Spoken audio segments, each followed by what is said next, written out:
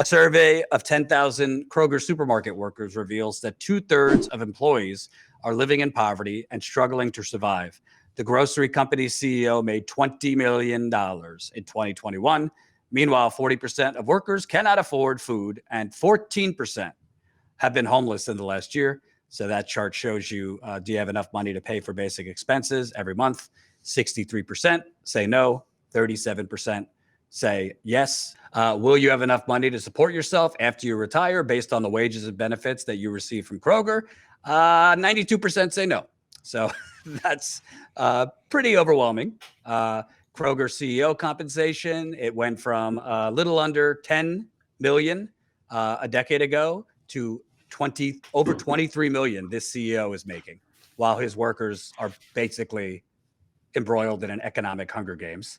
Another question was, in the past year, have you had to borrow money from your family or friends to pay for basic expenses? 42% of workers said yes. The average Kroger worker is paid $17.89 an hour, which is 19% less than the average full-time living wage of $22 an hour needed by Kroger workers for basic necessities. The shortfall for full-time new workers is $6.72 an hour, short of being able to afford the necessities of life. The wage deficit of workers is larger than the living wage gap. What's next? This one, more than 2/3 of Kroger workers struggle for survival due to low wages and part-time work schedules. 9 out of 10 Kroger workers report that their wages have not increased as much as basic expenses, such as food and housing, have increased. Since 1990, wages for the most experienced Kroger food clerks have declined from 11 to 22%. Let me repeat. Since 1990, their wages have declined from 11 to 22%, adjusted for inflation, across the 3 regions surveyed. Across the entire grocery industry, 29% of the labor force is below or near the federal poverty threshold. Nearly 2/3 of Kroger workers say they do not earn enough money to pay for basic expenses every month. Among the workers who are unable to afford necessities, 44% say they're unable to pay for rent, and 39% say they're unable to pay for groceries. 14% of Kroger workers are homeless now or have been homeless during the past year. And that chart shows, do you have enough money to pay for basic necessities, basic expenses? 63% say no. And Colin, if you could fast forward, there were some quotes from the workers, which will just crush your soul. Sorry to do that. Quote, if you could full screen that. I've had to get another job just to make ends meet. I will have nothing for savings upon retirement. I will be essentially homeless. This was from a meat clerk at Quality Foods in Washington. Another worker, our workforce is almost non-existent. How we are even operating, ? There are too many customers for us to handle safely and responsibly, but that's how Kroger wants it. Another person said, when my store manager asked us to simply remove a moldy strawberry from a piece of cake and then replace it back into the case to be sold, it was clear he did not care about the well-being of customers, of us, and just wanted the sale. To put someone in jeopardy for $3.99, ridiculous. And once again, there's the chart of the CEO, which went from a little under 10 million in 2010, over 23 million. And by the way, it just so happens in the last 2 years of a pandemic has seen the biggest spike. So workers, the old adage, like squeeze as much juice out of the orange as you can. They're being asked to do more with less.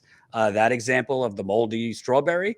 And to tell you the truth, I'm not defending that manager, but a lot of these managers are getting it from the top, right?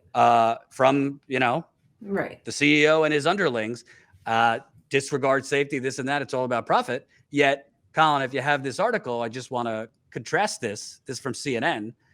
Lawmakers discuss additional COVID relief amid Omicron, but talks stall. And the reason I wanted to show that article is because here, and a senior Biden administration official poured cold water on any further stimulus at this time, leaving the possibility open to some relief for restaurants. Quote, no, there might be something small for restaurants, but the economy is booming. There are millions of open jobs, and we do not believe people should be sitting at home if they are vaccinated and boosted. So does that sound like a booming economy, Leila? I mean, it's appalling. It's appalling. And also, in that article, the average Kroger worker is making over $17 an hour. and we're still talking about fighting for 15, seeing that $17 an hour doesn't cut it, and that 2/3 of them are living in poverty and 14% are homeless. I think you might have done a segment with Amazon workers, and it was they were like living in their car, so they would leave. It wasn't yours. I thought it was. No, I'm just asking, did you read my production sheet? Because I have that clip that we're going to play. Ah, look at that. I did my research. Let me play that. Let me play that clip. So last time I was at the Amazon warehouse in Staten Island, and by the way, this is New York. So a lot of these workers are making $18, $19, which in New York is the equivalent of like $12 to $13. Yeah. Because New York's one of the most expensive places to live. So I was interviewing Amazon workers, and lo and behold, a lot of those workers are working 12, 13-hour shifts and then sleeping in the parking lot. The PR that Amazon puts out there, you get all these commercials that are rainbows and sunshines, and they're helping people through school, and it's wonderful being an Amazon worker. Well, there's a lot of people that are homeless Amazon workers. Right. At last count, there were about over 100 cars in this outside parking lot and the inside parking lot, the covered multi-layer lot behind me. And they're there 24/7. That also plays into the fact that hourly workers, mostly black and brown employees, do not get promoted. They just don't get promoted. They're not given interviews. Everybody in there in these buildings plays favorites. You have to be a young white male fresh out of college in order to get into a management position here. And it creates a huge us versus them situation in there, because a lot of those kids are very spoiled, very racist, very sexist. You said you're one of them, so you're currently homeless working at Amazon? Currently am, yeah. I have been homeless for the past, 2.5, almost 3 years that I've been here now. And I haven't been able to afford a place. None of my family's out here. It's mind-boggling because the rest of the country is thinking, well, she's making more than minimum wage. How come she can't afford a place to live? Well, it's because there's no affordable rent out here, and we don't make enough, and we don't get promoted. I've been with the company since 2017. I have an AA degree. I've trained literally hundreds of people since I've been in Jersey and New York, and I've applied over a dozen times for positions at the next level, Tier 3. I can't even get an interview. From Kroger to Amazon, your thoughts? Well, and that's why, talking about the raw numbers without putting them in relation to what they can the purchasing power of them, right? Which is why, anybody talking about $15 minimum wage at this point, it's a joke. We should be talking 35 and knowing that we'll compromise down to 30, right? Because that would be a basic living wage. And that's not even a thriving wage, which I feel like, we all deserve. But yeah, so, they capitulated when Bernie brought his force to Amazon a couple of years ago, and, everybody went up to $15, right? Because it's a drop in the bucket. They will spend millions of dollars to shut down a union because they know that when they unionize, they will lose millions of dollars. So they're always doing that cost benefit analysis. They're always doing class warfare. It's just amazing that we have no checks and balances on these companies. Right.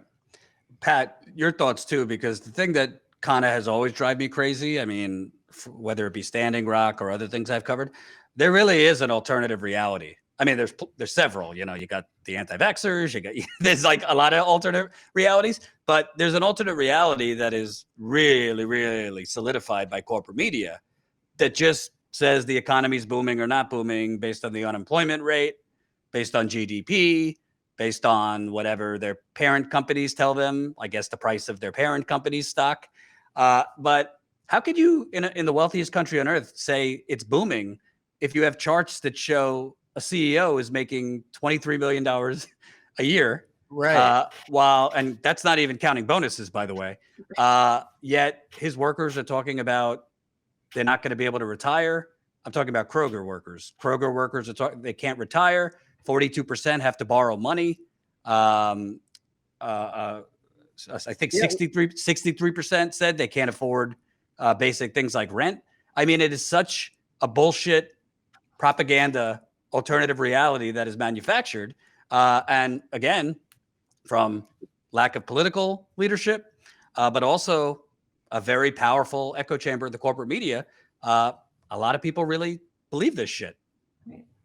But that's what's so frustrating to me about progressives and Democrats that are letting letting their base down. So many people are not tuned into that narrative. I mean, they hear that narrative, but they also look out their street. They go to Home Depot. They see I live in Sacramento, California, and every square nook of available space has homeless people now.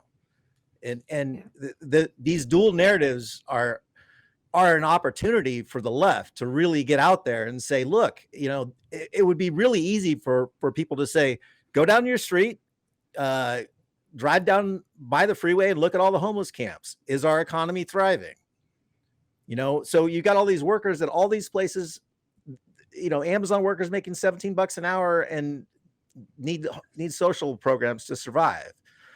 And all those programs just come from tax dollars or, MMT, whatever. But all those programs are basically taking our money and funneling it to the corporations because we're supplementing their minimum wage or $17 an hour because they need to survive. So, and for them now to put this blame on inflation, like we can't, if we expand worker rights and worker protections and, social programs, that's the harm. They're really cutting the last safety net that we have at this point.